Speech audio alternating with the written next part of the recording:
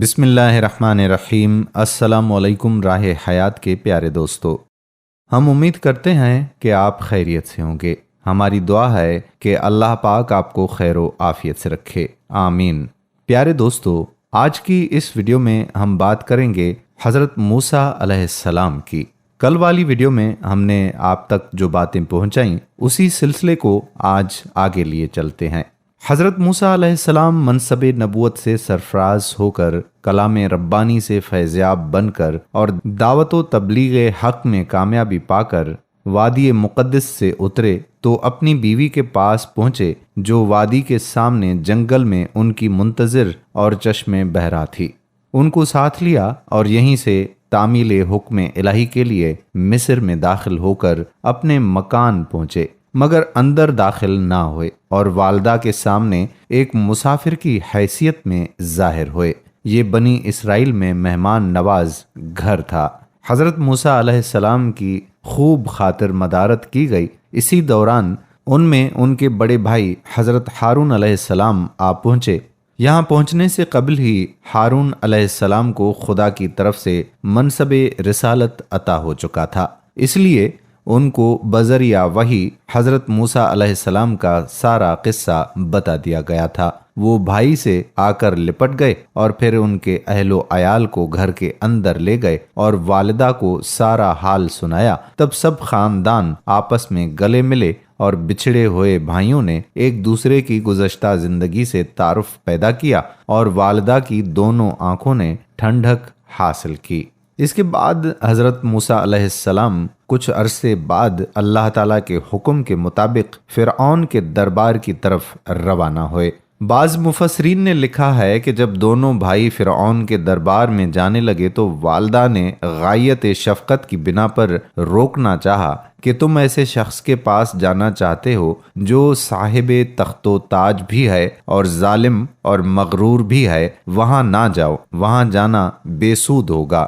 مگر دونوں نے والدہ کو سمجھایا کہ خدا تعالیٰ کا حکم ٹالا نہیں جا سکتا اور اس کا وعدہ ہے کہ ہم کامیاب ہوں گے۔ غرض دونوں بھائی اور خدا کے سچے پیغمبر و نبی فرعون کی دربار میں پہنچے اور بغیر خوف و خطر اندر داخل ہو گئے۔ جب فرعون کے تخت کے قریب پہنچے تو حضرت موسیٰ اور حضرت ہارون علیہ السلام نے اپنے آنے کی وجہ بیان کی اور گفتگو شروع کی۔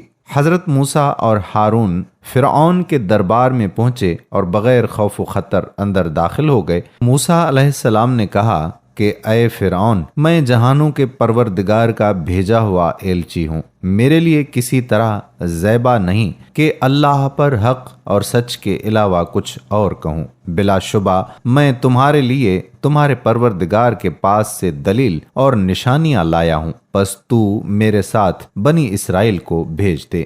فرعون نے جب یہ سنا تو کہنے لگا کہ موسیٰ، آج تو پیغمبر بن کر میرے سامنے بنی اسرائیل کی رہائی کا مطالبہ کرتا ہے؟ وہ دن بھول گیا جب تو نے میرے ہی گھر میں پرورش پائی اور بچپن کی زندگی گزاری؟ اور کیا تو یہ بھی بھول گیا کہ تو نے ایک مصری کو قتل کیا اور یہاں سے بھاگ گیا؟ موسیٰ علیہ السلام نے فرمایا کہ فرعون، صحیح ہے کہ میں نے تیرے گھر میں پرورش پائی اور ایک مدت تک شاہی محل میں رہا، اور مجھے یہ بھی اعتراف ہے کہ غلطی کی بنا پر مجھ سے نادانستہ ایک شخص قتل ہو گیا اور میں اس خوف سے چلا گیا تھا، لیکن یہ خدا تعالیٰ کی رحمت کا کرشمہ ہے کہ اس نے تمام بے کسانہ مجبوریوں کی حالت میں تیرے ہی گھرانے میں میری پرورش کرائی اور پھر مجھ کو اپنی سب سے بڑی نعمت نبوت و رسالت سے سرفراز فرمایا۔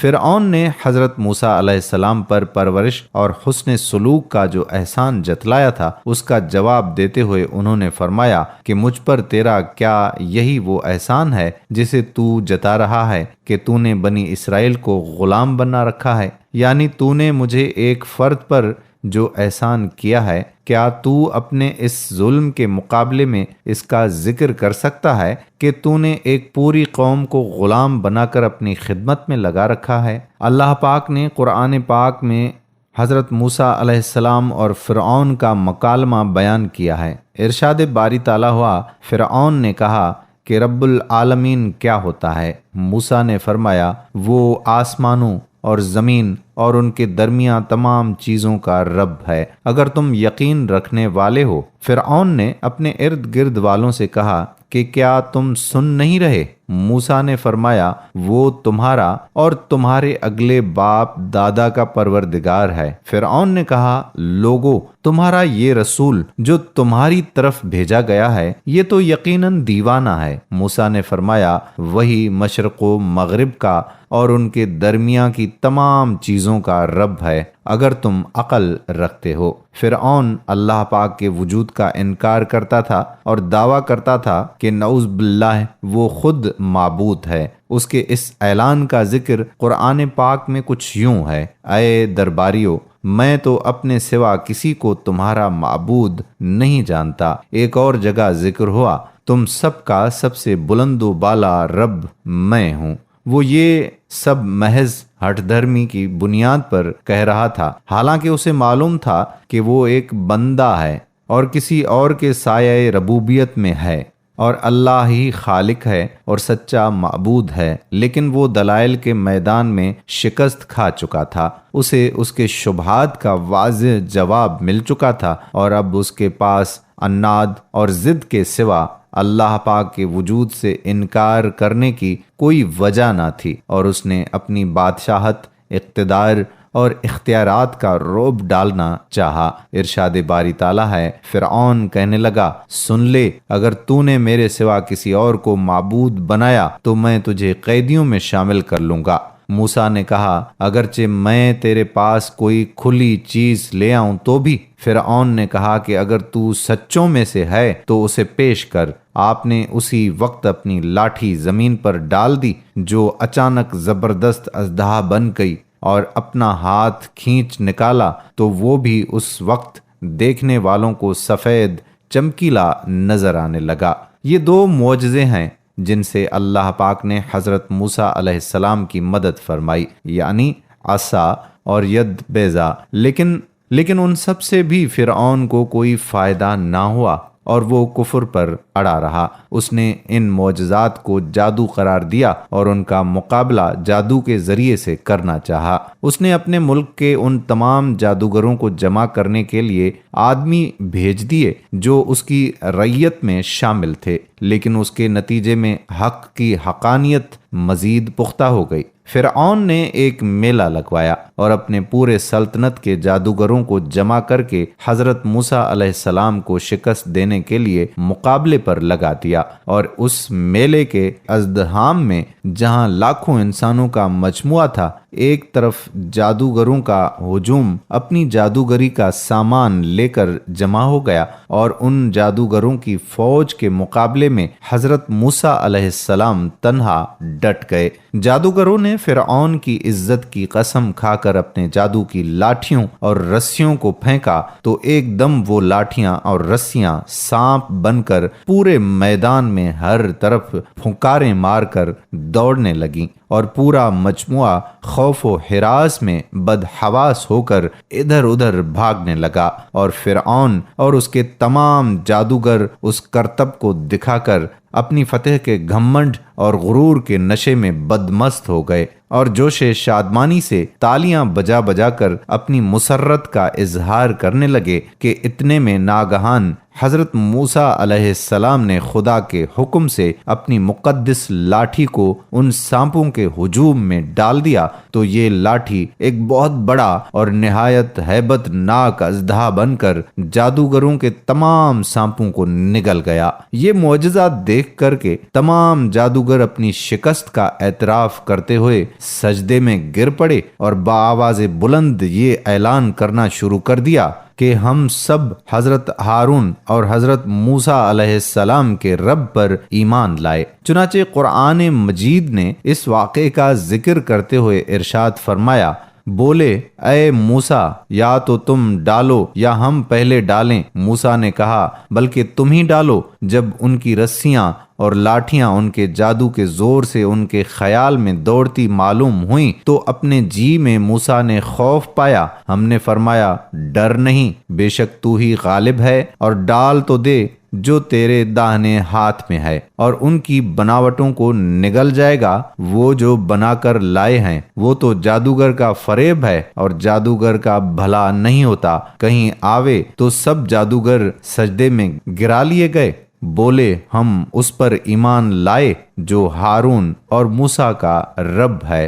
لیکن فرعون پھر بھی ایمان نہ لایا اور اپنے کفر پر اڑا رہا۔ ایک روایت کے مطابق اس نے تمام جادوگروں سے کہا کہ مجھے رب مان لو، نہیں تو میں تمہیں قتل کروا دوں گا۔ لیکن تمام جادوگر اپنے ایمان پر ثابت قدم رہے، اور فرعون نے ان تمام جادوگروں کو آگ میں پھینک کر قتل کروا دیا۔ جب حضرت موسیٰ علیہ السلام کا عصا اژدہا بن کر جادوگروں کے سانپوں کو نگل گیا تو جادوگر سجدے میں گر کر ایمان لائے، مگر فرعون اور اس کے متبعین نے ابھی بھی ایمان قبول نہیں کیا، بلکہ فرعون کا کفر اور اس کے شر نے بنی اسرائیل کے مومنین اور حضرت موسیٰ علیہ السلام کے لیے زیادہ بڑھ گئی، اور حضرت موسیٰ علیہ السلام کی دل آزاری اور ایذا رسانی میں بھرپور کوشش شروع کر دی اور طرح طرح سے ستانا شروع کر دیا۔ فرعون کے مظالم سے تنگ دل ہو کر حضرت موسیٰ علیہ السلام نے خداوند قدوس کے دربار میں اس طرح سے دعا مانگی: اے میرے رب، فرعون زمین میں بہت ہی سرکش ہو گیا ہے اور اس کی قوم نے عہد شکنی کی ہے، لہٰذا تو انہیں ایسے عذابوں میں گرفتار فرما لے جو ان کے لیے سزاوار ہو، اور میری قوم اور بعد میں آنے والوں کے لیے عبرت ہو۔ حضرت موسیٰ علیہ السلام کی دعا کے بعد اللہ تعالیٰ نے فرعونیوں پر لگاتار 5 عذابوں کو مسلط فرما دیا، اور ہم نے ان 5 عذابوں کے حوالے سے پہلے ہی ویڈیو اپنے چینل پر اپلوڈ کی ہوئی ہے، جس کا لنک ہم ڈسکرپشن میں آپ کے لیے دے دیتے ہیں۔ اگر آپ ان کے حوالے سے دیکھنا چاہیں تو وہ ویڈیو دیکھ لیجیے گا۔ العرض، فرعونیوں نے پھر گڑ گڑا کر حضرت موسیٰ علیہ السلام سے دعا کی درخواست کی، تو آپ نے پیغمبرانہ رحم و کرم فرما کر پھر ان لوگوں کے لیے دعائے خیر فرما دی، تو 7ویں دن ان کا 5واں عذاب بھی جو ہے وہ ٹل گیا۔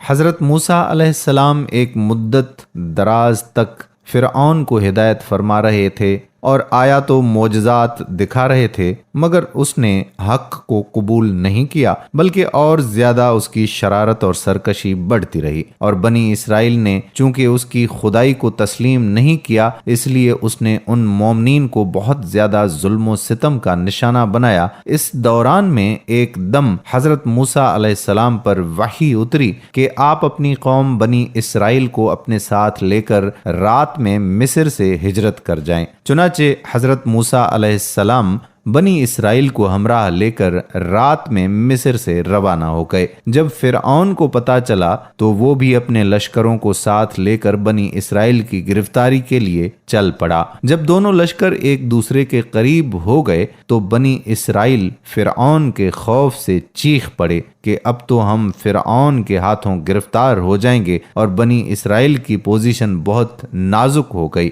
کیونکہ ان کے پیچھے فرعون کا خون خوار لشکر تھا اور آگے موجیں مارتا ہوا دریا تھا۔ اس پریشانی کے عالم میں حضرت موسیٰ علیہ السلام مطمئن تھے اور بنی اسرائیل کو تسلی دے رہے تھے۔ جب دریا کے پاس پہنچ گئے تو اللہ تعالیٰ نے حضرت موسیٰ علیہ السلام کو حکم فرمایا کہ تم اپنی لاٹھی دریا پر مار دو۔ چنانچہ جوں ہی آپ نے دریا پر لاٹھی ماری تو فوراً ہی دریا میں 12 سڑکیں بن گئیں، اور بنی اسرائیل ان سڑکوں پر چل کر سلامتی کے ساتھ دریا سے پار نکل گئے۔ فرعون جب دریا کے قریب پہنچا اور اس نے دریا کی سڑکوں کو دیکھا تو وہ بھی اپنے لشکروں کے ساتھ ان سڑکوں پر چل پڑا، مگر جب فرعون اور اس کا لشکر دریا کے بیچ میں پہنچا تو اچانک دریا موجیں مارنے لگا اور سب سڑکیں ختم ہو گئیں، اور فرعون اپنے لشکروں سمیت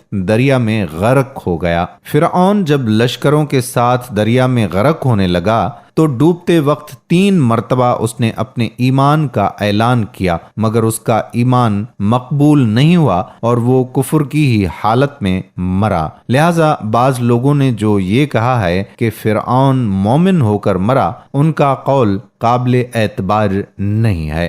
روایت ہے کہ حضرت جبرائیل علیہ السلام نے فرعون کے منہ میں خداوند تعالیٰ کے حکم سے कीचड़ भर दी और वो अच्छी तरह कलमा ईमान अदा नहीं कर सका। ये भी एक हिकायत मनकूल है कि जब फिरऔन तख्ते सल्तनत पर बैठकर खुदा का दावा करता था तो हजरत जिब्राइल अलैहिस्सलाम आदमी की शक्ल में उसके पास ये फतवा तलब करने के लिए तशरीफ ले गए कि क्या फरमाते हैं बादशाह उस गुलाम के बारे में जो अपने मौला के दिए हुए माल और उसकी नेमतों में पला बढ़ा, फिर उसने अपने मौला की नाशुक्री की और उसके हुकूक का इनकार करते हुए खुद को अपनी सयादत का ऐलान कर दिया, बल्कि खुदाई का दावा करने लगा। तो फिरऔन ने उसका जवाब ये लिखा कि ऐसा गुलाम जो अपने मौला की नाशुक्री करके अपने मौला का बागी हो गया, उसकी सजा यही है कि वो दरिया में गरक कर दिया जाए। चुनाचे जब डूबते वक्त फिरऔन पर मौत का गरगरा सवार हो गया तो हजरत जिब्राइल अलैहिस्सलाम ने फिरऔन का वो दस्तखती फतवा उसको दिखाया। उसके बाद फिरऔन मर गया। फिरऔन के गरक हो जाने के बाद भी बनी इसराइल पर उसकी हैबत का इस दर्जा दबदबा छाया हुआ था कि लोगों को फिरऔन की मौत में शको शुबा होने लगा। तो अल्लाह ताला ने फिरऔन की लाश को खुश्की पर पहुंचा दिया और दरिया की मौजों ने उसकी लाश को साहिल पर डाल दिया ताकि लोग उसको देखकर उसकी मौत का यकीन भी कर लें और उसके अंजाम से इबरत भी हासिल करें। मशहूर है कि उसके बाद ही से पानी ने लाशों को कबूल करना छोड़ दिया और हमेशा पानी लाशों को ऊपर तैराता रहता है या किनारे पर फेंक देता है। फिरऔन का तज़किरा यहाँ ख़त्म हो गया। बकिया हज़रत मूसा अलैहिस्सलाम का तज़किरा जारी है जो हम आने वाली वीडियो में पेश करेंगे। बनी इसराइल ने उसके बाद क्या क्या किया और हज़रत मूसा अलैहिस्सलाम का सफ़र कहाँ तक पहुँचा और कैसे तय हुआ, उसके बाद क्या क्या हुआ, इस हवाले से अगली वीडियो में तफसीली बात करेंगे। तब तक के लिए अपने मेज़बान कादिर कल्होड़ो को इजाज़त दीजिए। अल्लाह हाफिज़।